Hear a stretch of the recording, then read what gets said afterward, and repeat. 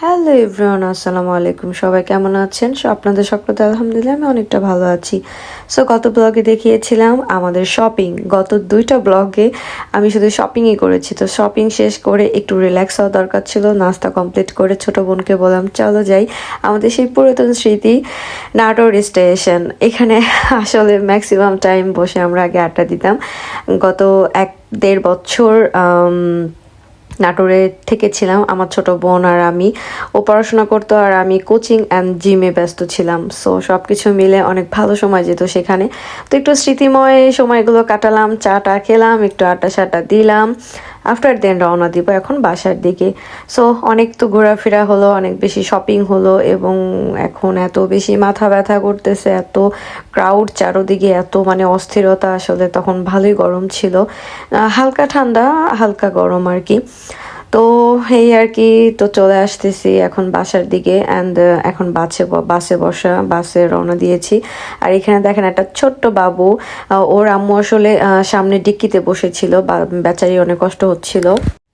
তাই আমি বললাম যে আপু আপনার বেবি আমাকে দেন, আর আমার বাচ্চা খুব ভালোই লাগে। আর এখানে একটা মজার জিনিস দেখেন, আমার ছোট বোন সুমাইয়া, ও বাজারে থেকে শপিং করে বাসায় যাচ্ছে। আমার কিছু জিনিস আমি বলেছিলাম যে আমার আস্তে আস্তে লেট হয়ে যাবে, সো তুই আগে নিয়ে চলে আয়। তো পিছনে চুপি চুপি চুপি আমরা আসতেছি।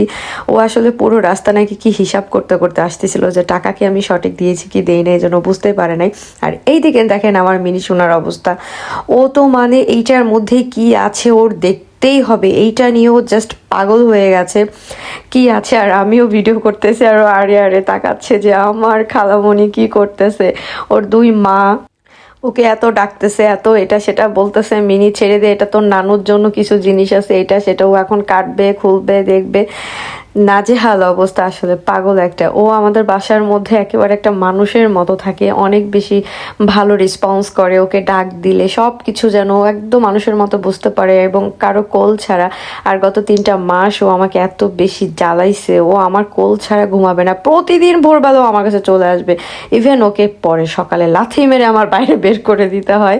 আর ওর হিসু পিসু যাই আসবে না কেন, কখনো সে রুমে হিসু করবে না, সেই মুহূর্তে সে ডাকাডাকি শুরু করবে একদম মানুষের মতো।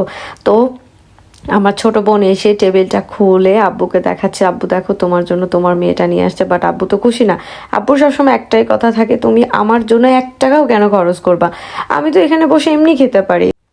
আসলে আমার বাবা কখনোই চায় না যে তার মেয়ের 1 টাকা এমনিতে নষ্ট হোক।